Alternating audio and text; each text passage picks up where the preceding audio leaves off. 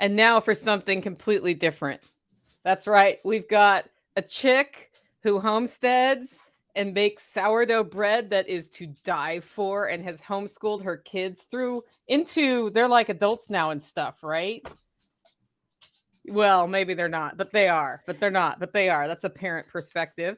On with John Willis to talk about whatever we want to talk about. Amy, from A Farmish Kind of Life, tell us like who you are and why you're excited to be here. Who am I? Who are I don't you know. Who am anyway? I? I don't know. I'm up here in Minnesota. We're at Minnesota, where the snow is finally melting, and now it's raining. So we went from a million feet of snow to it was 50 degrees, which doesn't make sense for March in Minnesota. And then all the snow is melting, and now we have standing water everywhere, and it's raining. So what do you do? I'm on a 5-acre farm here.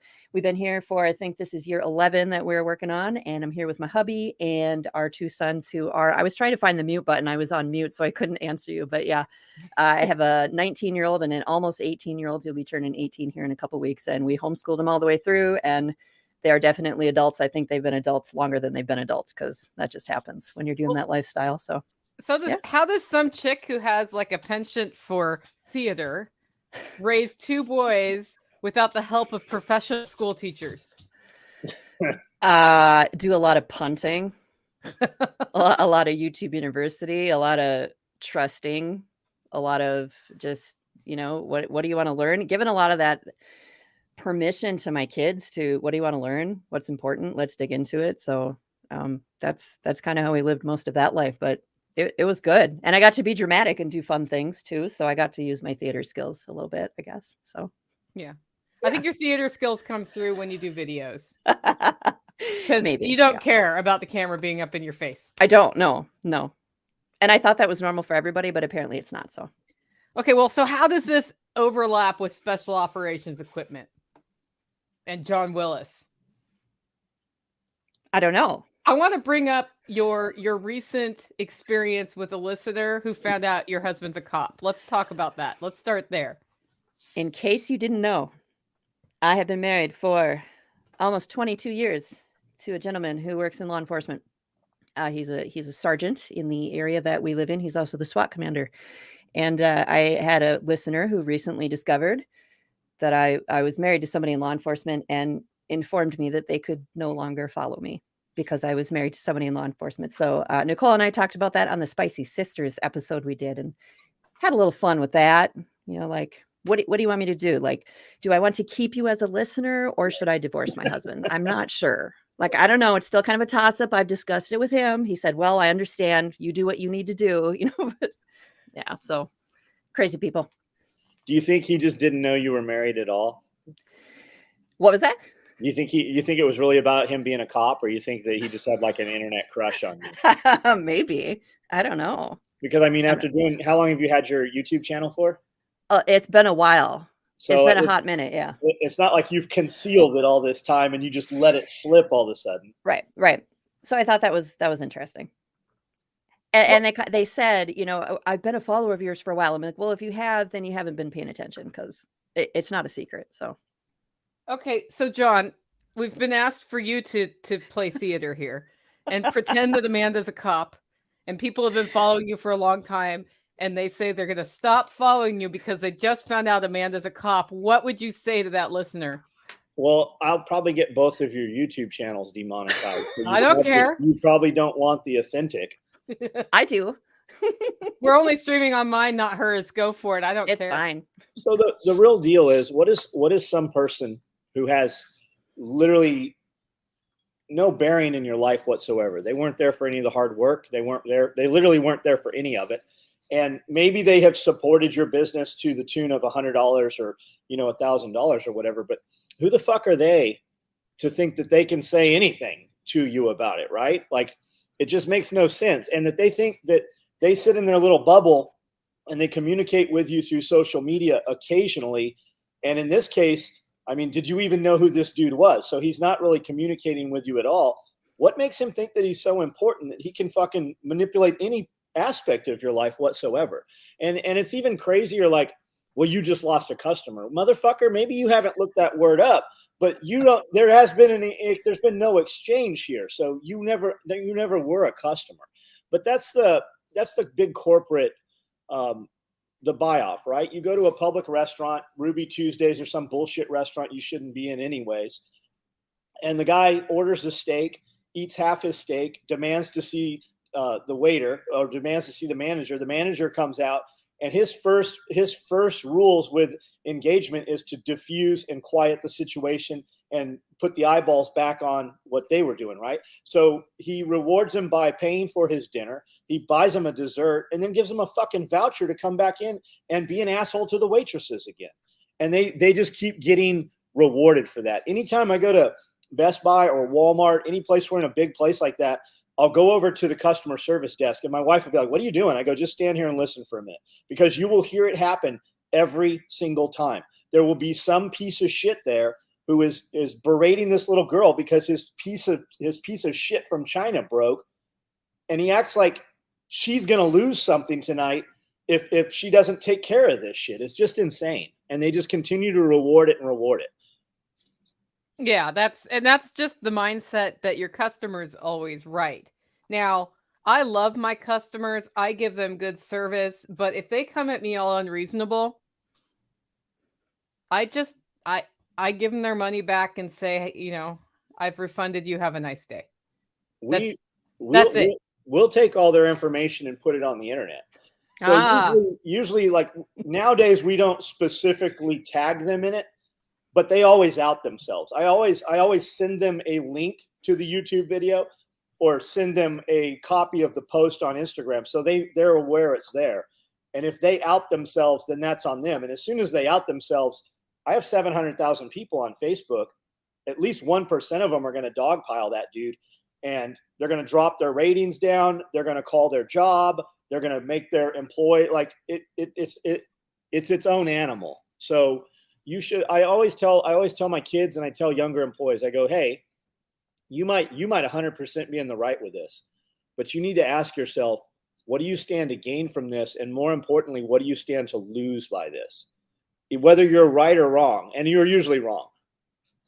Yeah, one time I was in Chicago, driving to Chicago, a tornado, Chicago airport, tornado touches down. They evacuate people to the basement of the airport.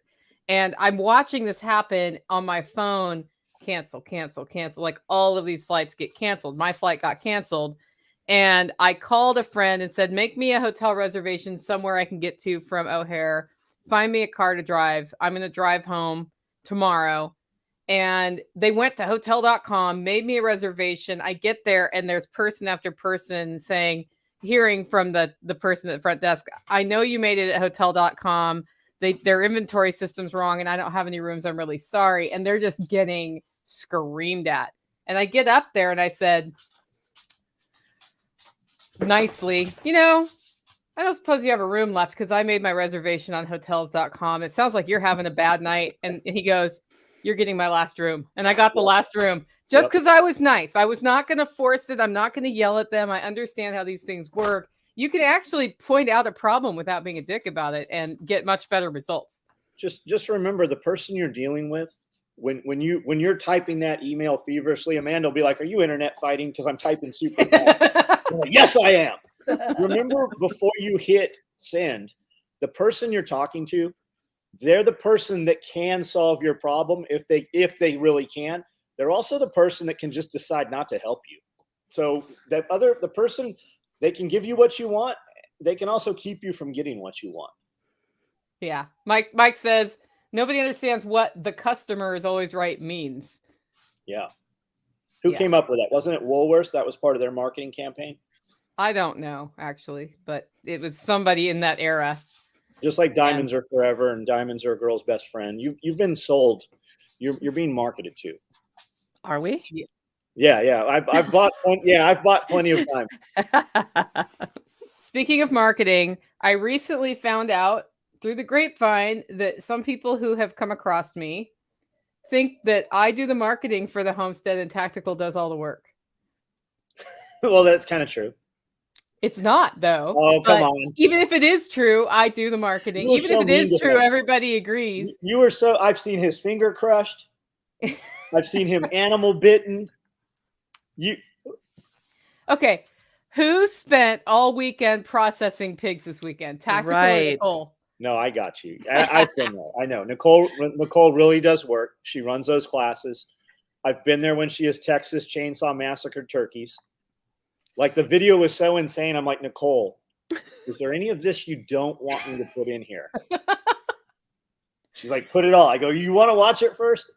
I found this out Sunday night after we processed 400 or 500-pound pigs. And I was finally sitting down. All meat was securely refrigerated. And I have a lot more work to do in the future. But, once you get it to that point, you don't have to worry about things going bad. I can make my bacon on my timeline. And then I found out that Tactical does all the fucking work around here. Who said that?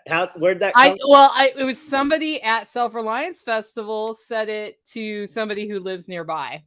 Oh, shit. And the truth of the matter is, if I was running this homestead by myself, I would not have pigs. Yeah. I would have my ducks, I would grow my food, and I might keep some goats or some other things, but rabbits definitely, but I would not have the pigs or a lot of livestock because I also work and roast coffee and all these other things. And Tactical rents from me for a very reduced rate. And we do the Homestead Collaborative with the help of 2 neighbors, right?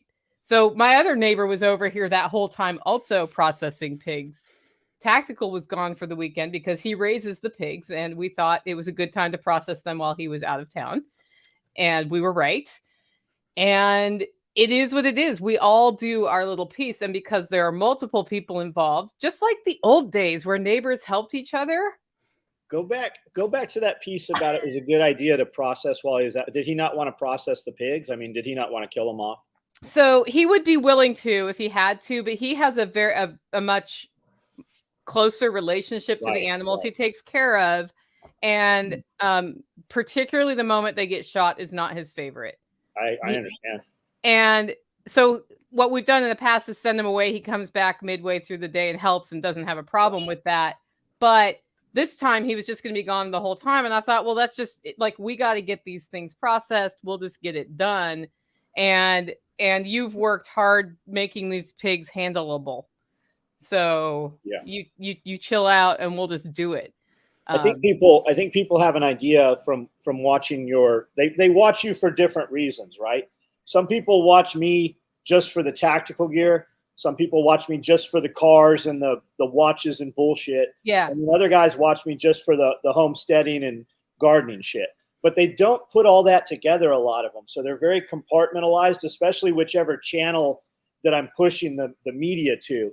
Yeah. So they don't realize that you run a legitimate business. They don't realize that you roasted so much coffee last year that it almost burnt your entire building down. They don't realize that you run a social media service. They don't realize the work involved, just not just filming the videos, but the work involved.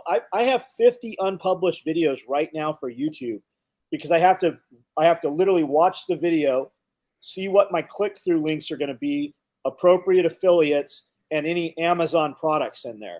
Like when I get in bed at midnight, I do that for another hour every single night. They just don't know. They don't know. And this is also something that started happening to me, Amy, is I'm getting comments from men who say I could never do this without men in my life because I couldn't have worked a job and paid for my homestead. And the truth of the matter is my life is so much better that I have a couple of men around who help me with some things. The day that I had to replumb my whole house, I could have done that by myself. It would have taken me 2 weeks. 3 of us working on it got it done in 1 weekend, right? Yeah. So I love having men around, but I earned every penny that paid for this fucking place. I did most of the homesteading work until these guys came into the area. They say that because you've done something that they weren't willing to do or couldn't themselves do. So it makes no sense why people inflict anything negative, especially when they don't know you, right? They don't, but they just feel like they need to. There's one thing with all 3 of us right here. You can scour the internet, and I promise you that you'll never very rarely will you see any of us comment any place that is not our own media. but you will never see us comment anything negative someplace out. Well, I was just trying to help. No, you weren't. If you were trying to help and you were concerned for me, you would have fucking hit me up and said, hey, maybe you want to do this, or maybe you spelled this right. Like I literally spell shit wrong. Like I see it spelled wrong. I leave it spelled wrong because I know I'm going to have 5 assholes go, oh, you spelled that wrong. Okay, I'm not the best speller. I don't know what to tell you. Let's pull up your financials and let's compare those. Yes, exactly. That and is funny. I just know Amy gets that all the time too. Well, and if you ask my husband, he will be the first person to tell you that the farm is mine. Like, this is my baby. Like, we all wanted to move to the country for our own reasons, but I was the one who's like, I want chickens, I want ducks, I want pigs, I want all this stuff, I want the big garden, I want all the stuff that we have, and they are helpful when it is butcher day. I'm like, all right, it's butcher day, are you going to be here? When there's big stuff that needs to be done, obviously it's easier when you have help, no matter who that is. But yeah, I like having the guys here. I live in a house full of men. It's wonderful, but let's be real. It's there. I can do things without my boys. I have the skills. So yeah, but people assume that's so cute that you have a homestead, and it's so nice that you live there with your boys, and they must do all this great stuff. And the flip side to that coin, I watched an interview with a guy that was the president of the Hells Angels yesterday, and federal indictment, RICO, all that stuff, 10 years in prison kind of stuff. And I'm like, and the whole time I'm like, why am I seeing this? Why did this video pop up? But the thing that stuck out, he's like, I could never do this, what we're doing now, because now he does hormone replacement therapy. He's heavily involved, and turns out he's a good friend of a friend of mine. And when I messaged him, I said, you know this guy? He goes, yeah. He goes, I do know him. I run his shows out of Chicago. So, but he was saying I couldn't do this without my wife. And that's the same thing. I couldn't do any of this on this level without Amanda. Nicole knows that. Nicole bypasses me all the time. And she's like, I know John doesn't know the answer. I'll just go to Amanda. So it's a two-way street. And whether it's husband, wife, or husband, I don't care what the preference is. It's just the help, And if you have somebody in your life that when you come in after a terrible day, or like my video guy said the other day, he goes, I'm realizing that farming and homesteading is 5% animals and 95% taking care of shit that Mother Nature or animals have created that's never in your plan for the day. Yeah. And having a day like that, which is every day, and just coming inside to peace, here's dinner, right? We can both cook, and we're to the point now where we have people that actually cook almost full time on staff now, because that's removed one thing that gives us a little bit more time together. On the weekend, we can go do whatever it is we're going to do, and just her and I. But it really stuck out, that dude saying, I couldn't do what I'm doing now on the level without my wife being there. And that's the opposite of the bullshit that guy said to you. Well, and it's the funny thing is it's not wrong. Multiple hands on the homestead. Absolutely. Make it way better. And we look at the pile of work and we figure out who's doing what. And I do more marketing. Tactical does not do marketing. No. That's not his thing. No. And that's fine. That is part of my skill set. I can tell a story pretty well. I can speak without saying too many times. So, okay. I wanted to talk about this topic because I thought John Willis would be fun to hear on this one. Let's talk about what's none of your business. He started going there with the cop husband thing. That's none of their fucking business, right? I think a lot of these entitled sort of little bitches that come out of the woodwork have no clear idea what's their business and what's not. Does it matter to you, John, who does what on my homestead? No. Do you care if her husband's a cop? No. And does that mean you haven't spent time worrying about it, so you just focused on making money in your own life and you were better off? Yeah. I have no idea. What are we talking about here? What happened? Are we just talking about the same guy? No, it's just, I think the bigger, like, to put you in the universe, a lot of people think it is their business. If I choose to divide work, or if I take a day off. So part of that is marketing. Okay, we'll have this conversation. I will tell you a lot of things about business that businesses won't tell you about the business, right? We all do this. I will just blatantly give you everything there is. Like I'll feed you out of a water hose and a couple little pieces will stick. So we have sold family.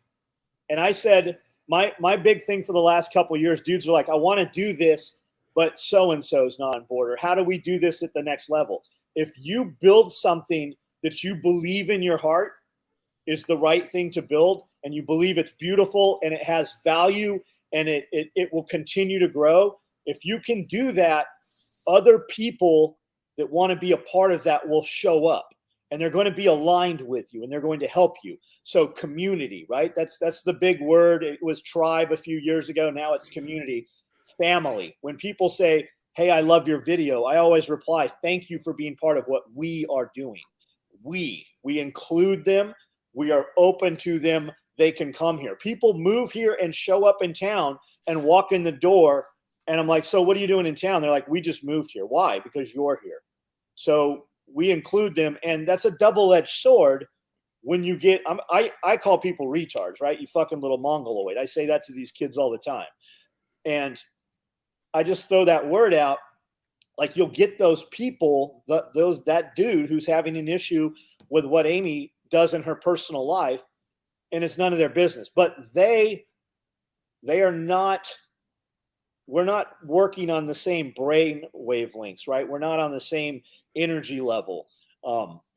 And they think something different. Like they literally have woven this thing in there. It's like the guys that go to the strip clubs.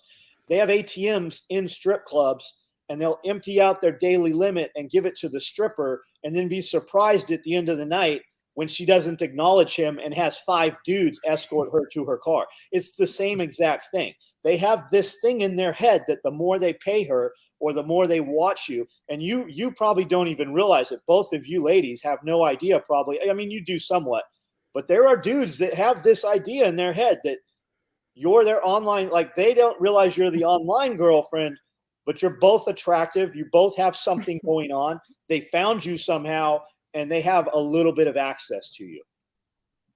Yeah. Anyway, okay. I thought I saw you on mute, Amy, and I thought you were about to say something. But let's go to your homestead, because growing food is something I'm passionate about. John grows a ton of food and he'll talk about it, but he doesn't really talk about it because he jokes that he grows the food and processes it and then doesn't eat it. But we do. We have so many chickens in the freezer right now. We've been feeding them for the last 6 months to dogs. Yeah. And if the last Self-Reliance Festival hadn't been so busy, I probably would have done a sauerkraut demo, because he had these giant cabbages in there. Yeah. But it was pretty busy. We just did the whole aquaponics system. Yeah. Everything's clear water right now. We're about to do the fish. Tad, yesterday, his wife planted a ton of starts. So we'll put those in about 2 weeks. We'll put those in the aquaponics system. Come June, all of our stuff is going to be a jungle. Like we're doubling all of our raised beds. We're adding 50 raised beds right now. I've been buying them the last couple of weekends. So my goal is to have 100 raised bed planners here come June. Evidence, right? Evidence of what capability is, evidence of what can be done. And we show them the videos. So nobody can say, hey, you didn't do this, or they can't say, I didn't know this is what it took to do it. So Amy, what are you raising on your homestead? Every year we do, let's see, right over the winter, we have laying hens and we have our ducks. And then every spring we get meat birds and we get pigs. So that's what we've been doing here for a few years. We started a long time ago. We had goats, we had horses, we've had pheasants, we've had all sorts of different things. But, you figure out what works and what animals you don't like. And then you get rid of them and you keep the ones that you like. When we moved to the farm, we were really focusing on the meat, right? Because I think moving to the farm, we've got this big red barn, we've got the little red barn, we've got all these structures here, and we've got space, and that's different than where we came from. So that was the big deal about getting to the farm, is we have space for all these animals. We had always done gardens where we came from, but the farm, the big thing was going to be animals. And we got into a system with that. We know what we like, we know what works.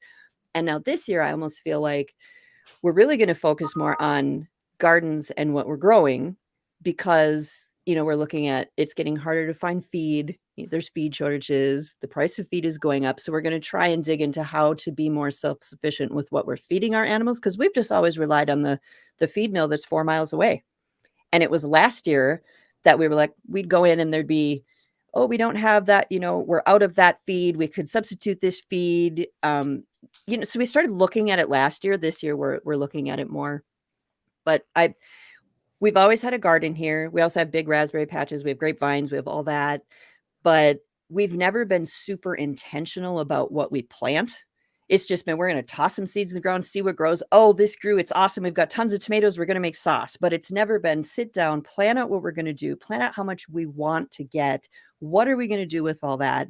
And when we got extra, we would throw it to the pigs. We'd throw it to the chickens. But to be intentional about that, that's a totally different thing. So I'm pretty excited about that this year. It's kind of like this renewed excitement about the homestead. Not that we're not excited, to be on a homestead, but like this is our 11th year and it's this new focus that we're going to be working on. So I don't know. I'm excited. So you're getting serious about, I want 200 pounds of tomatoes. I want 5 bushels. Like what is that? Like, how did you make that decision? About how much we're going to grow? Like how much of which thing to grow? We haven't determined that. I mean, like we're still under snow and water here. So we won't even be putting anything in the ground for 2 more months here. So we've got time to figure out, okay, what are we doing? Mm-hmm. We did just start a hydroponic system. We've never done that before. So this is the first year we're doing that. So we're excited about that. We did have a fodder system and we really like when that was working, the meat birds loved that. The turkeys loved that. Like everything loved that, but we could never keep the mold out of it. What tell me about your fodder system, your failed fodder system. Well, I don't know. We were sprouting sunflower seeds. Yeah. That's what we were doing.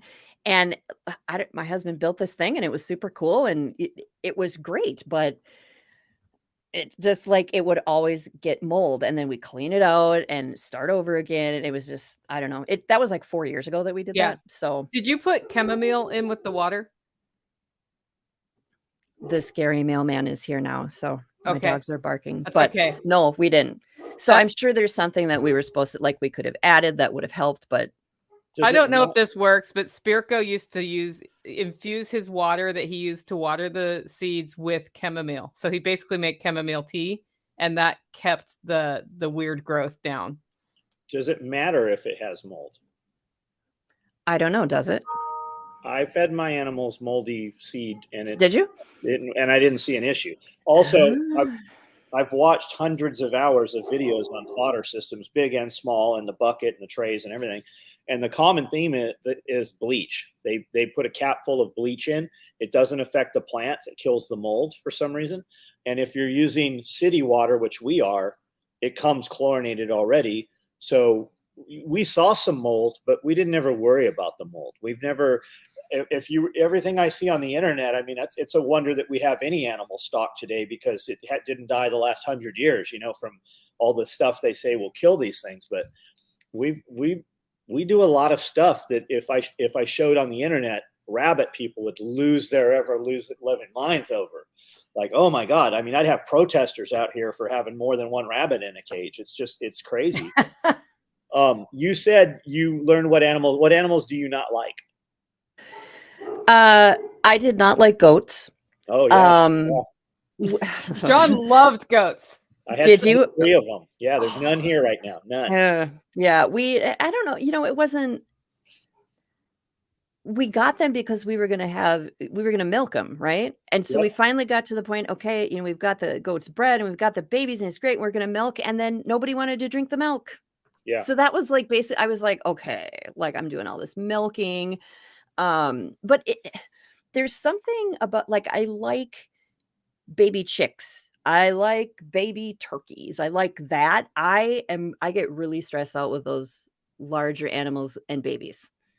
We did piglets one year, most stressful year ever on the farm. So I don't know if I'm just made for birds or I just need to get over it and put try your big harder. girl pants on. Put my big girl pants on, and I would probably do it again if we have a guy like 3 miles from us that we get our pigs from. So it's so convenient. And he's got 1 million pigs, he does Duroc and red wattle. So yeah, I don't know what else. We had pheasants for a while. And pheasants are assholes. Pheasants are such assholes. You have to They keep are. them in flight cages, Yep. right? Because they Yep. leave. Yep. Yeah. And so we incubated and hatched out so many and overwintered, and then found out we weren't even supposed to be doing that unless we had a game farm license. And it was just kind of Nope. a I whatever. brought 2 golden pheasants home. Beautiful birds. Beautiful, right? Yeah. And I put them out there with these new chickens and this turkey that we brought, all from the same flea market. And I never saw those things again. I don't know. Maybe they're still in the area, but they're not here. They fly.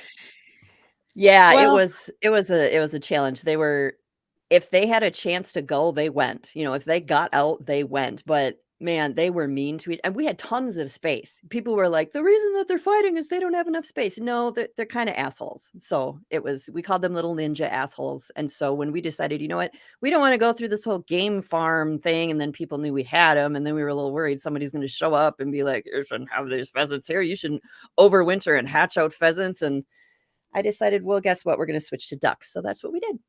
Do you bring up your chicks through the winter so they start laying come spring?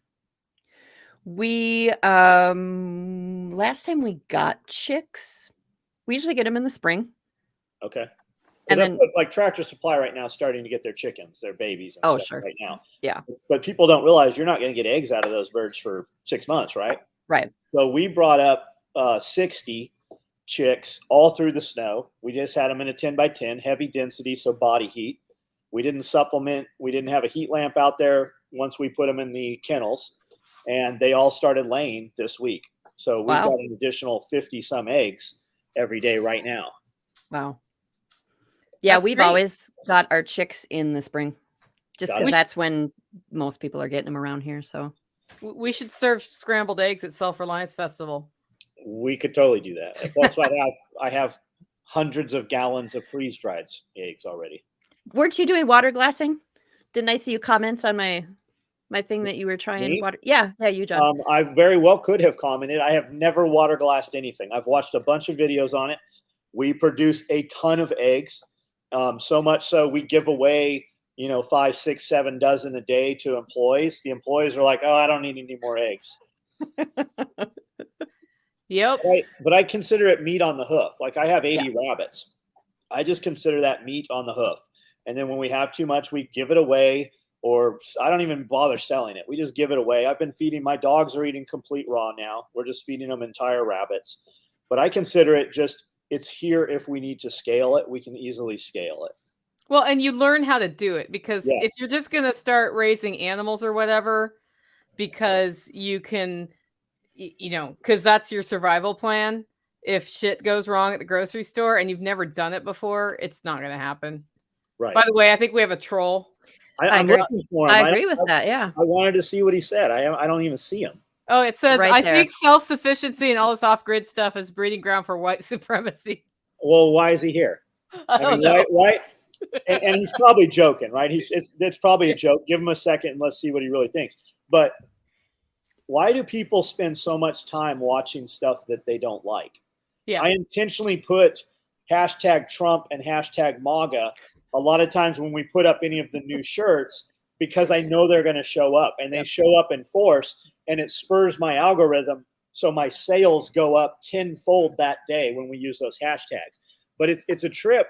Imagine if people spent the energy and effort doing things they liked rather than paying attention to something they don't like. Imagine how your life would change with the simple flip of a switch of, I'm not doing shit I don't like doing anymore. Right. It is amazing, and it's amazing how simple that switch is to flip. It's very easy. Yeah, it literally is as simple as saying, instead of saying I can't afford this, just simply saying how can I afford this? It is that simple. Yeah, it may not happen overnight. That's the thing, is people are looking for that, but they are looking at how they can't afford something and focusing on that, so they can't. When you say how can I, it's funny how in a few months you can. Yeah. So your horse, you had a horse and you no longer have a horse? We had 2 horses. That was a whole thing. My husband, when we moved here, he wanted horses. And so he got a horse. And actually, when we moved here, my parents moved here with us. They lived here for a couple of years with us. And so my mom got a horse too. I'm not a horse person. It's not my thing. And I think the whole thing with horses was, I think my husband thought he was going to have more time to ride, and he just didn't have any time to ride, and then they become that pasture ornament and the hay burner that everybody talks about. So, and we sold them. That's Yep. fine, but we tried them, and Yeah. we knew how it worked for us and moved on. Yeah, I think I want horses. I want war horses, like big, stock horses. Yes. But I So have coming soon to the SOE compound. well, Horses. that's been Perfect. taught since the day we stepped foot on the property was horses. But I don't have grass here, so then I'm beholden to Yeah. something else. And Yep. you mentioned fodder. I have 375 trees sitting right on the other side of the wall here from Coldstream Farms, and we're putting in mulberry and willow and poplar. Nick Mhm. Ferguson did a property walk. I have that Yeah. video ready to publish. And we're actually, there will be a total install of 1,000 trees just for silage and fodder for that purpose. That's awesome. When are you going to put those in the ground, do you think? Yesterday. Yesterday? Cool. Yeah. That's when I was going to put mine in the ground too. We have storm right now, so anytime we run a mini excavator, it really tears things up. So I try to be as low footprint as possible. So it'll probably be a few days till we dry out again. Yeah. Yeah, And we I'm just not- dried out enough today to fork the garden. And I'm going to hire a guy. I'm just going to bring the tractor in. I'm going to hire a dude. Hey, I need these cuts 9 feet apart, 4 inches deep, 11 inches across. I need them on 0 degree, follow the contour. I'm hoping I can find a dude that knows what that means, because I am not super clear on what that means. So here's this thing, and in my head, in 3 hours, you should have this done. Yeah. That's a good way to do it. Go ahead. I think it's fun to look at the property here, and you're talking about the trees that you're going to put in, and we look at what we have here, and we moved in and we did what we did, and that's what it was. And now that we've been here longer, I look at things and say, wait a second, like we have this pasture that is all fenced that we have not had an animal in for 7, 8 years. Why is that just sitting there? We should do something else with it. And looking at the property and figuring out what can we do differently here that would work better for what we're trying to do. It's not like, I guess I thought moving to the homestead, because this was a working homestead. So we're just going to move here, and it is what it is. And that's awesome. And Magic. What was that? Magic. Magic, all of that. And it was magical, and it worked for the first little bit. And now that we've been here longer, and some of our focus is changing, being able to look at everything, go, wait a second, what we could do is this. We can tear this down, and we can change this. We can move this fencing. So I'm excited. It's going to be fun. But you say working homestead. People, and not for you, but people listening, working homestead doesn't mean it was working the most efficient, right? Right. 35 years later being in business, I'll watch some kid on YouTube and go, holy shit, we've been doing this hard way for 35 years. Exactly. And Yeah. a lot of times when you come on a property, the way your property should look in 5 years, you're not capable of managing that property in that manner. We have to do things to build fertility in areas and quarantine animals and sequester them and move them. So what you're going to do in 5 years, the property physically can't even do right now. Right. And there's a lot of things you don't know the questions you need the answers to. And the guy that knows it, that's standing right next to you, he doesn't know you need to know it. So it takes time. It's a whole evolution. Yeah. It's so funny because the way that our barn is set up, the original chicken coop in the barn, which has like a gazillion nesting boxes in it. And we were like, oh, that's where we'll put our chickens. And then we put a run, like a huge run off of that side of the barn. Well, y'all, that is the north side of the barn. Yeah. The problem with the north side of the barn is there's still snow. There's no snow anywhere in our yard. There's still snow and ice there because the sun never hits it. Well, that was a really stupid idea to put that there, so, but you didn't know that when you first moved in because you weren't thinking about it. And it's a low spot anyway, so it just fills with water. So it's one of those things. You just got to keep looking and tweaking things. Stupid ideas make wonderful content. That's true. For real. It's true. just a whole nother piece of, and the stupid idea that I make, the stupid thing that I do will stick out in other people's minds that much more. Right. You can tell them over and over and they won't hear it until they see the repercussions from it. Right. Like when Nick's been here a few times, Nick Ferguson, and I bring him in and I'm like, okay, I've done the things that I knew you were going to tell me not to do because I really wanted them done. now that there's a 3 million gallon pond over here, make it work. Because I know you wouldn't have, I know you'd have told me to put it up top. I needed it over here, right? So now how do we fix that? What do we do with it? Type 1 mistakes, like, Like I just had to move a whole hillside. You just moved. Yeah. That wasn't a hills. That was you should have had dynamite out there. I had the tactical redneck. I did have dynamite out there. Yeah. He did all the work, by the way. I'm amazed you guys didn't bring in like some of that rock and stuff up that other driveway. Yeah. It looks like a lava flow. Like you need a full-size excavator with a jackhammer head on it. That would be awesome. It would make quick work of it. Well, next time when you see this in person, all those rocks are gone. Yeah. Because they're holding that hillside up now. It looks totally different here. But the accomplishment you feel. Yeah, I think tactical feels it more than I do. And how many years did you make do the way it was compared to now having it done? And it's just it's a huge game changer. It makes things so much better.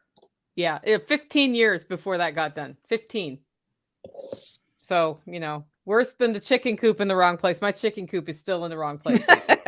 All the way down there at the bottom of the hill where I don't want to go. Yeah. But it was happens. There when I moved in. Exactly.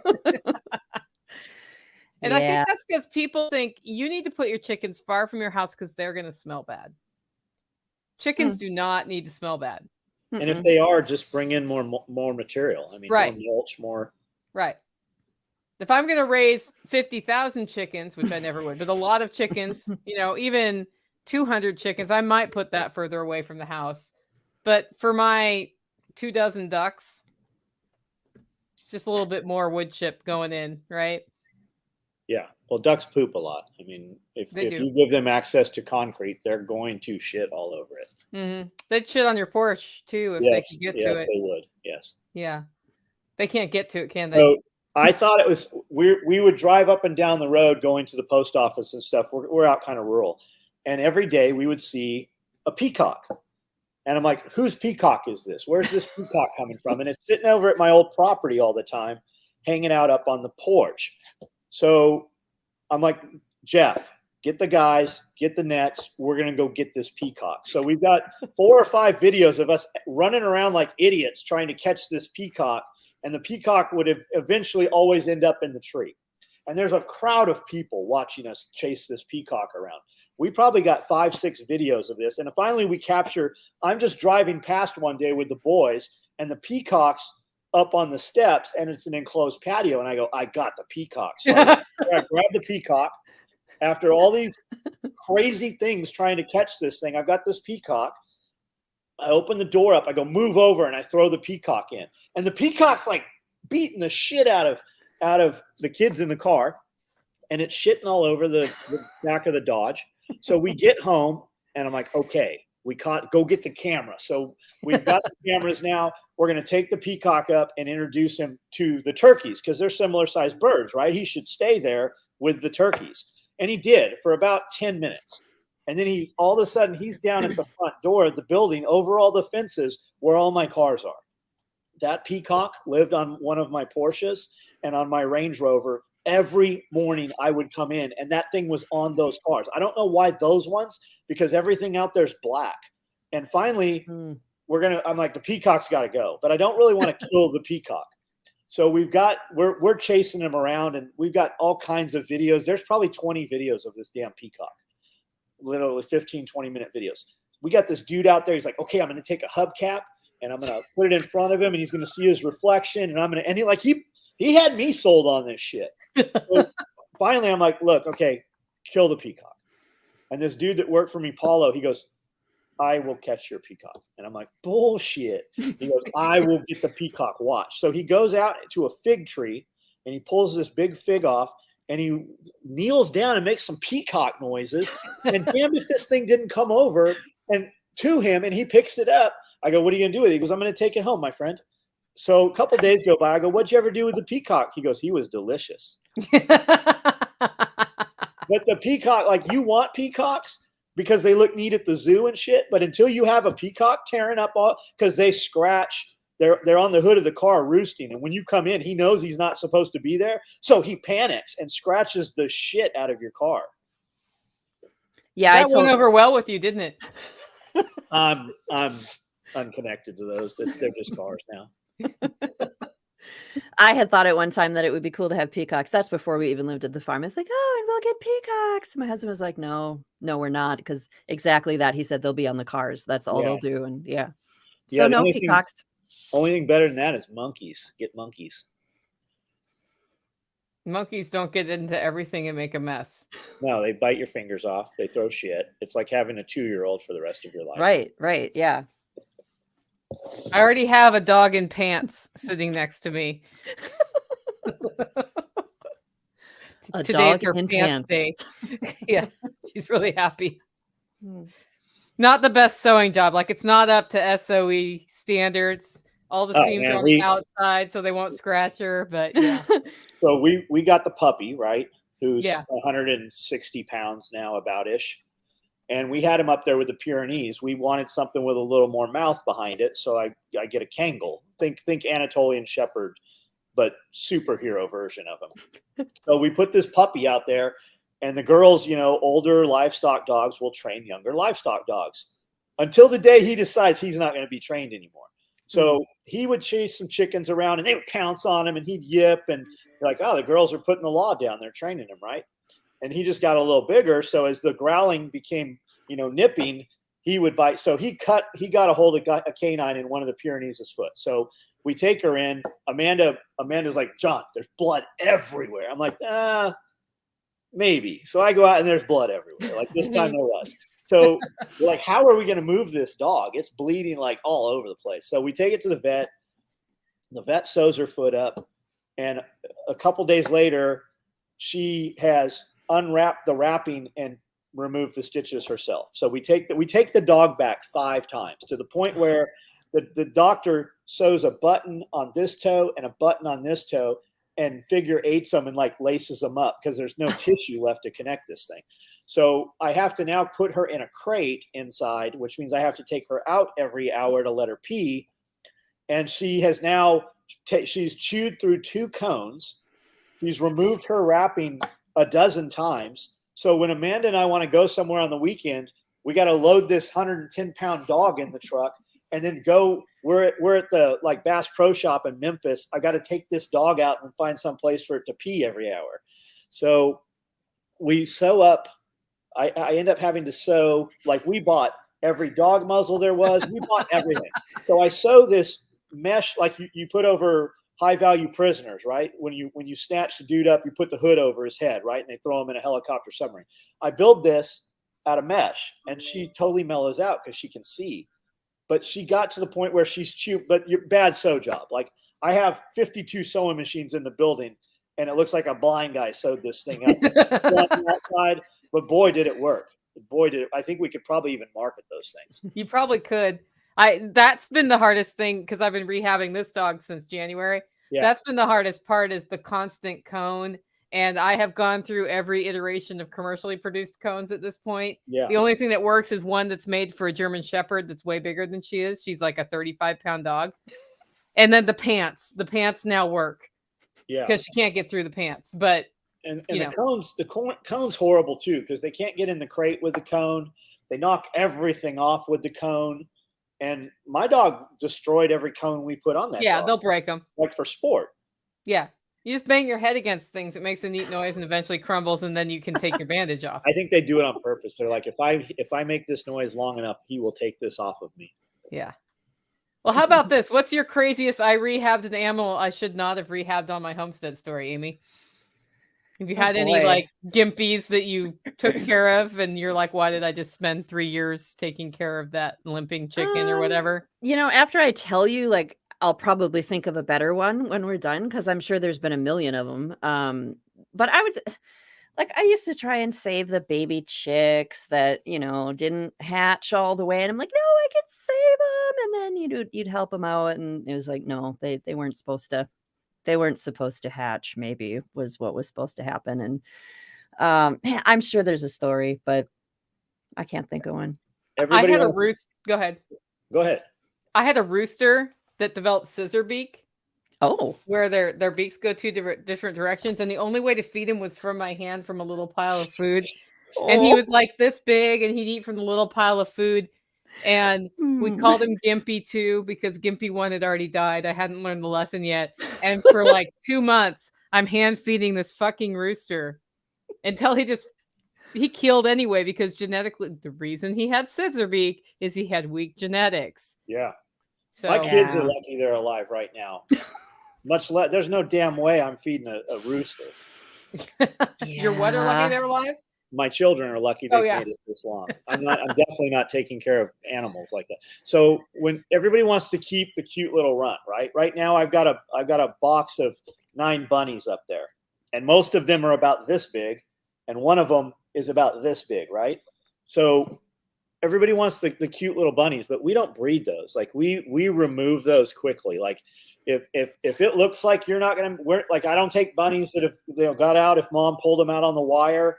We'll throw them back in there. But if I'm not carrying those damn things around in a hoodie pocket and eyedropper feeding these rabbits, right? I have plenty of animals that will swallow them whole. So we get rid of any weakness. If a mom, doesn't take care of the babies the second time, she never gets bred a third time. She's gone. Any small animals, we don't ever produce those. I want anybody comes and gets animals from me, I want them to go, I want them to talk about that. Man, we got the best animals. We've never seen rabbits this big. They grow so fast. They produce well. So we just cull that out. We kill really fast. Yeah.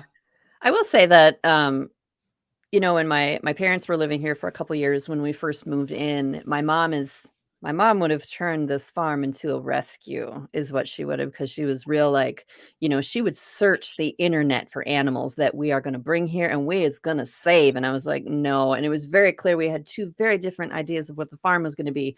So I probably got a little bit hard ass because of that, because she would bring animals to the farm that was like, this animal should not be here. Like that animal, that animal's going to die, Mom. That's what it's going to happen. But I mean, we've had some years there will be a lot of kittens that show up here, and the kittens live where the kittens don't. Yeah. That's just what it is. I'm not taking 13 kittens to the vet. If they're sick, and that's what happens. And so yeah, maybe that's why I can't think of a good story, because we have a bunch of cats and kittens here, outside cats. And I think my employees have realized that if they have a kitten they can't get rid of, if they leave it here, so we always have cats show up here constantly. Yep. But my rule is, if I can't touch and pet a cat, that cat's not going to stay here very long.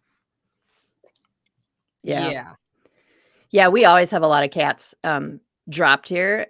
And I shouldn't seem like I'm such a hard ass, because I do have a little bit of a soft heart. So if I see that little cat that's been dropped in my driveway, I will feed it, and if you're a nice cat and you can do some work on the farm, you are welcome to stay. But I'm also, when someone drops a box of kittens and they're all ill, I'm not taking them to the vet. Yeah, you're not hand feeding. You're not bottle feeding the kittens that got dropped in a box in your driveway. No, I'm not. Because it's not an appropriate way to get rid of animals, guys. It's really not. It makes me crazy. Yeah. Dropping dogs is worse, because you just put a predator on my property. Yeah. I'll take care of a dog a whole lot faster than I will a kitten. Yeah. Chickens will eat kittens. They will eat anything. They will. They will. I remember the first time that I saw a chicken with a frog, and I was like, that is the coolest thing I've ever seen. It was like they were playing football. It was so cool. We have a ton of compilation video of them with mice. I constantly, we keep all our feed in those Rubbermaid trash cans, and every few weeks I'll turn them over and mice will scurry, and man, they rip them apart. They throw them in the air. They snap their necks. They are vicious. I say every time somebody's out there and sees that, I go, we're just lucky that they're not big as we are. Yeah, right. They're like bearded dragons. Just they crazy. Would take over. Yeah, they would, and they would be accurate in their pecking. Yeah. Imagine if ostriches attacked like chickens do. Yeah. Okay, Amy, are we going to get you at a Self-Reliance Festival one day? That would be so fun. What would you want to talk about or demo if you came to one? Oh man, I don't know. You don't know? The problem is she can do too many things, John. Maybe that's what it is. I don't know. How cool it is having a SWAT commander as a husband. It's something. Some people think it's really hot, and I'm like, well, I mean, they're like, oh man, he has a cop car, and I'm like, yeah, it's not what you think. I'm sorry, it's really not what you think. But he has a uniform. I'm like, yeah, do you know what he deals with in that uniform? No, no. So You just have to buy the home uniform. maybe. The bike version of it with the short. Yeah, there you go. Bike version. I see Aaron from Two Chicks Homestead is saying that I should just drive to Self-Reliance Festival with them. How long's the drive? Oh God, I don't even know. Can you get Aaron, away? how long's the drive? It's in June, right? Yeah, June 11th and 12th. Do you have another one in October or something? Yeah, or am I first making weekend that of up? October. Because I may already be going somewhere in June out of state, so I would have to check. But Talk What do you- while I look at a calendar. what do you do when you have to leave? Like, do you have a farm sitter? if I go by myself, then obviously the boys are here, or my hubby and my boys are here. They're watching the farm when I'm going to be down at LFTN. Otherwise, yeah, I have my dad will come and watch the farm. Cool. So What do your boys do? what do my boys do? They're musicians. Like, what kind of music? Anything. Yeah, Anything. Yeah. that's cool. So Does that pay their bills? not yet, no. Okay. No, they're just working at the grocery store right now and trying to figure out Cool. what they're doing. So You think they'll stay homesteading? I don't know. One of my kids talks about how he really wants to move to the city. He wants to be with lots of other houses. Like that's his thing. And they're musicians. So like, I know, that's like a Yeah. city thing, kind of generally, but I don't know. It'll be interesting. So all my musician Sure. friends are in the city, obviously, because that's where all their venues and stuff are. Yep. Any of my musician friends who make millions of dollars, they rapidly leave the city Sure. and live in the middle of nowhere. Oh yeah. Yeah. I have one son who basically wants to just be a hermit in the woods, but also go to venues to play music. So That's awesome. Okay. we'll see how that works. I don't know. Yeah. I know plenty of see. musicians around me who do that. They just Yeah. drive. That's what Yeah. I'm playing in Chattanooga. I'm playing Yep. in Nashville. It's not, it's not that far. Yeah. But So when she said your kids are adults, and then she kind of like second thought that, right? Yeah. People always ask, "Hey, can we bring our kids?" And I'm like, absolutely no, you cannot you do not bring your kids here. Yeah. But homeschool kids, that's not in that group. When people ignore what we say and they bring their kids, I'm like, look, if your kids fuck around here, Right. I'm going to put them in this cage out here, and you're going to stand there with them. Like, you're going to miss everything because you're responsible. Right. Same with animals. But Right. we never have kids show up here. Every time kids show up here, they look you in the eyes when you have a conversation. Yeah. They shake hands properly, and then you walk away and you go, holy shit, that kid is more adult than most employees that I employ. It's like, it's just so cool to see them. yeah. Yeah. Everybody has always thought that they're much older than they are. And they look older than they are because my husband is 6'5" and the boys took after him with height. So they've always looked older, but they also act older than they are. Or act older than most people their age, I should say, that are Yeah, possibly people schooled. used to act older. That's Yeah. something we don't realize is, the average 18-year-old 100 years ago acted older. Well, because they had to, because they were held accountable. Right. We give kids nowadays in this society, we give kids a pass, right? Oh, he's just a kid.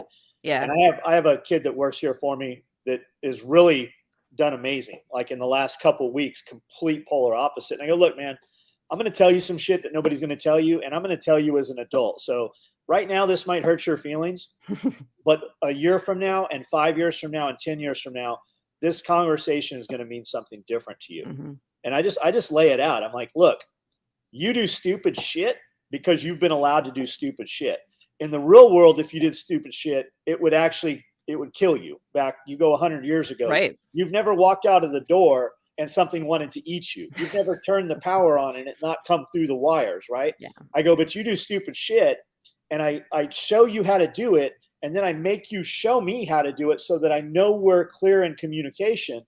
But then you do it 5-6 times, and then when I give it all to you and leave it on you, you do something completely different that makes no sense. I go, that's because you've been allowed to do that bullshit.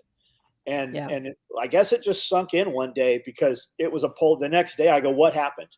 He goes, what do you mean? I go, you have done everything I have wanted you to do and everything I've drilled into you. I really thought we were to the point where you were going to quit or I was going to fire you.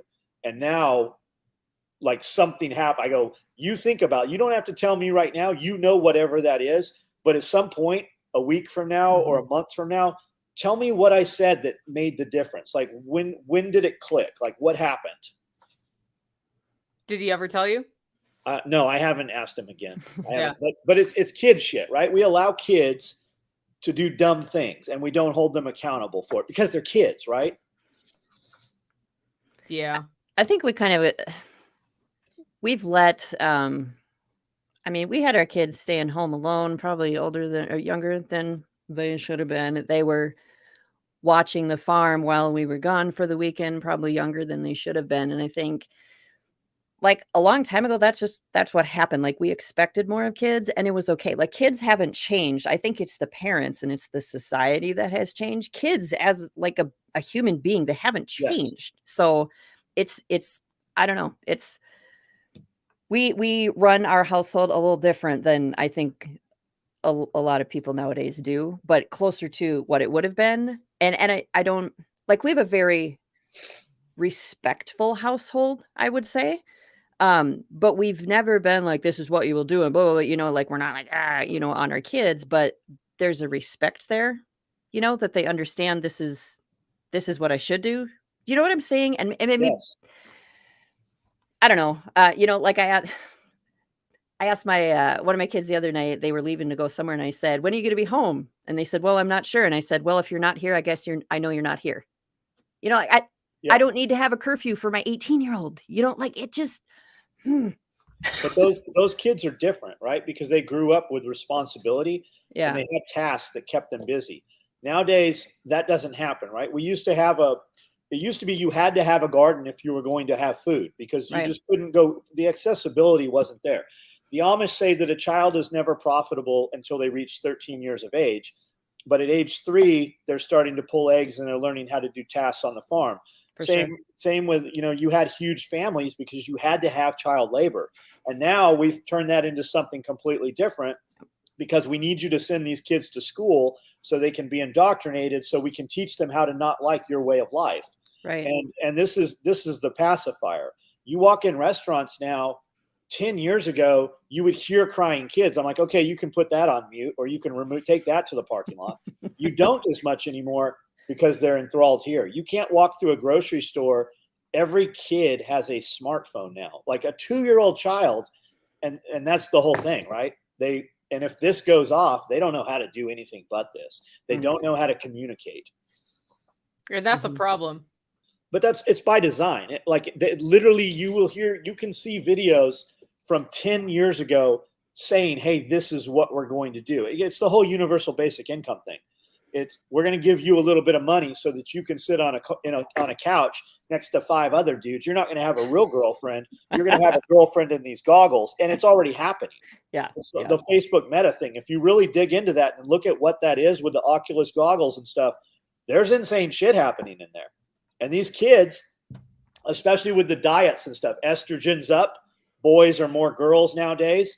You don't have alphas. And what is a woman typically attracted to? She is attracted to an alpha male, and a woman tends to have the selection. She can pick between the dudes, and that leaves all those other beta guys. And those beta guys, they are frustrated. So they would rather have an online girlfriend. You have dudes in Japan right now that are literally they are marrying, legally binding married to an online girlfriend. And you have these online girlfriends that they'll do anything you can think of, right? So the dude can't get a real girlfriend. He's got an online girlfriend. And as soon as he turns this thing on, she tells him how handsome he is. And have you been working out, Timmy? You look a little bit bigger. So he gets that endorphin from that, and he just sucks right into this and removes himself from society. But that's by design. Like that, as crazy, anybody listening to me say these words, as insane as this sounds, just flesh this out a little bit and look it up for yourself. Jordan Peterson talks about this. Rogan speaks about this. They've had the designers of the programs online. Tim Pool had a thing the other night talking about this. He set up, while he's on, he found seven programs that are virtual girlfriends and he set one up while they were doing his live show. But that's on purpose. That is by design. You know, a virtual girlfriend is a lot easier to deal with. Doesn't push back as much as a real person. Yeah, and that's the other thing they said. So this guy removes himself from society, so he doesn't hold himself accountable to fitness. He doesn't shave. He doesn't groom. And when he does go out in society, he's just that much more of a slob. I had no idea we were going here today. That's the fun thing about the Tuesday chats. It's always exciting. Yeah. I just don't know. Are they doing that for women too, or women above that? Like, that's the thing. I don't know. Yeah. I don't know. I don't know. I didn't even know I that don't was have a thing. time to even. Yeah.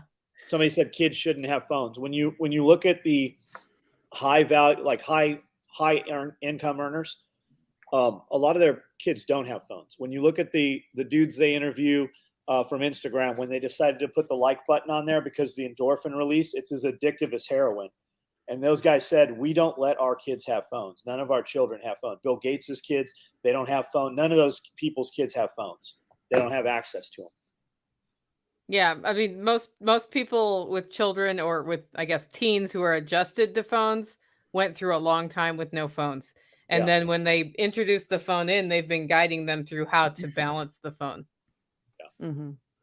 Yeah, with us, it was always, if you can figure out how to be on the internet or be on your phone and not have it take over your life. And when I say, hey, you need to come outside and help me with this thing, and you're not going to get sassy with me and be a jerk, that's fine. But if we get to the point where, you're like, Mom, I'm not going to, let me tell you what's going to, you know what I was saying? So it's learning that balance and learning how to put boundaries on it for yourself, so you're not having mom saying, you can have 5 minutes on it now. And, it's great when they can figure it out themselves. And Amanda use it said she didn't respectfully. have a phone until she was 20. Baby, that's Right? That's my wife. That's because phones didn't exist, Amanda. I did not get a cell phone until I was pregnant with my oldest, so I was 23. Yeah. We had pager. She had a pager, and I would pay. We knew where every cell phone, every pay phone within 5 miles was.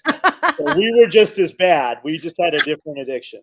Yeah, I had a pager for a year and ended up with a cell phone a year later. Yeah. I remember that. Yep. The Back work in the day. pager, the infamous work pager, where you would get a page, and then they actually made it so you could get a text on it at one point, so you knew if it was really important. Nextel phones, so you could chirp. Yeah, there you go. Yep. Yeah, she's like, I had to beep him from a payphone. Yeah, we did for a long time.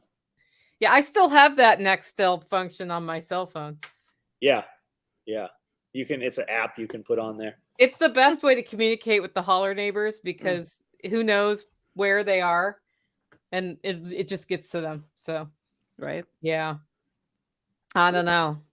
Okay, Amy, if people got a taste of who you are and want to find you on the internet somewhere besides John Willis's YouTube channel or Nicole Sauce's YouTube channel, tell us about what you're doing with the content and all of that stuff. I am at afarmerskindoflife.com. I have a weekly podcast. I guess it's 2, 3, 4 times a week now. I keep doing these live streams and pulling them over to my podcast. What else? I got a YouTube channel, Odyssey channel, Rumble, doing all the things. I've written a few books. You can find them at my website. I have a monthly snail mail newsletter that I put out that I decided to do because I wanted to have a way to communicate with people where I could say whatever the hell I wanted and not worry about someone taking it off the internet. So having a lot of fun with that. I didn't know if that idea was going to fly, but it flew. So we're having fun with that. So if you want to subscribe to that, that is at my website too. And I don't know. Did I forget anything, Nicole? That's thefarmerskindoflife.com. Farmerskindoflife.com. You forgot Fireside Freedom. And Fireside Freedom. Thank you, Nicole. We're actually live streaming tonight. So that is a group podcast that I am a part of. Every Tuesday night, YouTube, Float, Odyssey. We live stream at 7 p.m. Central. And we just got a topic and 3 or 4 people get on, a bunch of content creators. And we have a little chat. Tonight we're talking about growing and raising your own food and the realities of that. So that's tonight. Do you think you could take your handwritten, your printed newsletter and read it on YouTube without repercussion? Or is there seriously some concern there? At this point, I think I could probably read it on YouTube. So just kind of in case, just in the Yeah. future, should you need to. Another question: Do you do a podcast completely separate from putting it out live on YouTube? You do a separate podcast? I do 2 of my podcast episodes a week are completely different than anything I put on YouTube. You feel like those are different listeners, or is it mostly crossover? Do you feel like you have a complete different audience? I don't know. I think it's different because I think there are people who like to watch YouTube, and then there are people who like to listen.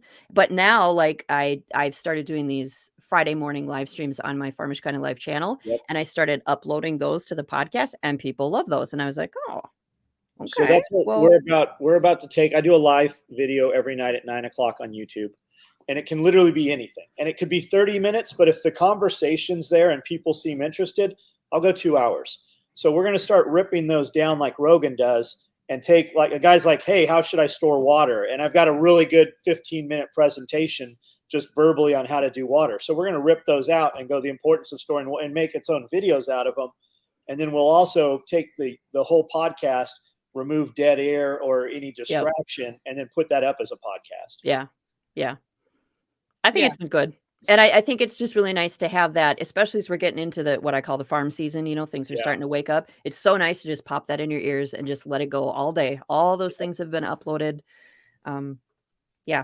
If you would have asked me in January if I was going to be doing that, I would have told you no. And I did say no. I did a whole podcast. I'm not live streaming. I'm not doing, this whole thing. And here I am. I don't even know how many times I've live streamed in the last 3 weeks. Are you able to monetize that in any manner? Do you see any more income revenue or an elevation in income from being on all the streams? On all the live streams?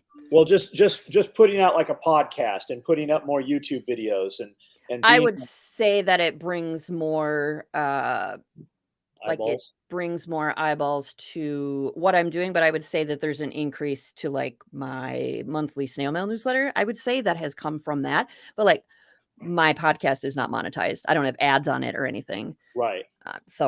But do you have a call to action, for instance? Hey, I have these things available. I do. Yep. Okay. Yep. Okay. Because it's work. Like people don't realize, like it's a full-time. I have a full-time dude that takes my nonsense that I camera every day and puts it into some semblance of organization. Yeah. Yeah, it's a lot of work. I would say I even didn't realize how much. And I've worked as an author and a writer and a content creator for I don't know how long. And when I started adding all these things in, I even myself didn't know. I am adding up the work here. So yeah. Yes. It's work. Go ahead. There's always a deadline. So yeah, the thing that we've started doing with all of these collaborative live streams is anybody can audio podcast or repost it now. So I was on with Toolman Tim on Sunday. Yep. And I just ran it on my podcast. Yeah. And he does the same thing. I've found that crossover has been really good for reaching new people and getting the information out better. Because, somebody said on Float to me today, it's like there's this ecosystem developing. And I'm like, no, it's not developing. It's here. Right. Yeah. It's been here. We're just being more purposeful about overlap. Yeah. And I was all concerned in the beginning because there wasn't a lot of profanity on my podcast in the beginning. I've let more stuff fly now. And when I started putting these live streams on my podcast, all I had to do was say, just so you know, there's going to be some F-bombs in this episode. So if you don't like that, don't listen to this. Like, do not continue to keep listening and then send me a bitch email about it. I can't believe that I'm telling you right now, this is what it's going to be. And so I wondered how that was going to go over. And I can't even tell you how many emails I got about the Spicy Sisters. Yeah. Nicole, that people they were, this is so great. This real conversation. I just love it. Keep doing it. So I think for all the stuff I was worried about, let's just go full steam ahead. So when you get crybaby emails, just forward those to me and I'll make a rebuttal video. That sounds great. I get tagged in like surprisingly big corporate emails with companies that are like, hey, we can't do this, but look at this John Willis guy. And I'm like, I will actually do that. I will fire that customer for you. Like, just send them over. Give me the email. I will address this. Nice. That's an excellent service that you could totally offer to multiple people. So step in my you're fired. You're fired. Yeah, you no longer work here. Yeah, that's great. Well, thanks for making time today, guys. And I guess I should pitch the Self-Reliance Festival because ticket prices are about to go up. So Yeah. I have a confession to make. Last week, I added that you could add the pork processing workshop, and something glitched out in my database and would not let you not add the pork processing workshop for 135. So I just turned the whole thing off.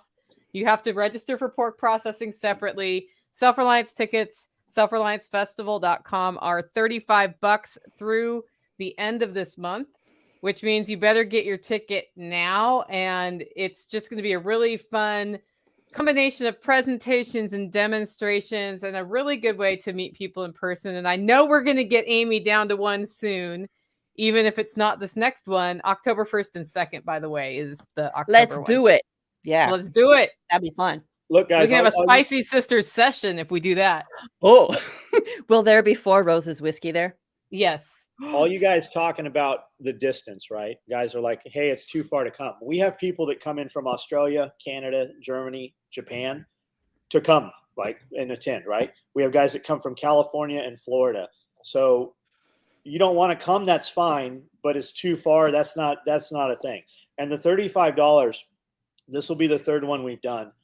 Not a dime has come out of this stuff that didn't go into the next event. So you guys are helping support that. And when you hear $35, keep in mind, $35 today, that was $10 2 years ago. So Yeah. we're not like, we don't take anything. We are trying to develop this into something much bigger, and we keep growing these things. These are awesome to come to. You're going to travel, literally, dudes come 2,000 miles here and meet somebody that lives 10 minutes away from them that they would have never known. That's crazy. So come out. We have anything you've seen in any of my videos, it's here. I can show you. You can look at it. You can put your hands on it. It's all real, every bit of it. Yep. Do one of you want to put my YouTube channel in the comments? Because I tried to, and I don't know if it thinks I'm a spammer. Oh. Because you're not an admin. Oh, is that what it is? Well, it's because you're not logged in as me. Okay. Because somebody was asking, hey, Nicole, where is Amy's channel? And I tried to put it in there, and it said no. I Don't will worry. totally- You see me posting here, and I didn't post. Yeah, I'm posting as John on this. Okay, that's fine. Yeah. There we go. That's Excellent. the link Thank for you. everybody. It's Farmish Kind of Life on YouTube. That's what it is. A farmer's kind And of there's life. a picture of Amy. Yeah. I don't know what color my hair is in that picture. I don't remember. I think I'm blonde. Very, very Yeah. blonde. Yeah. She has changing hair. I have changing hair. It's magical. Yeah. All right. Well, great, guys. I hope you get a lot of stuff done this afternoon, and thanks for making time.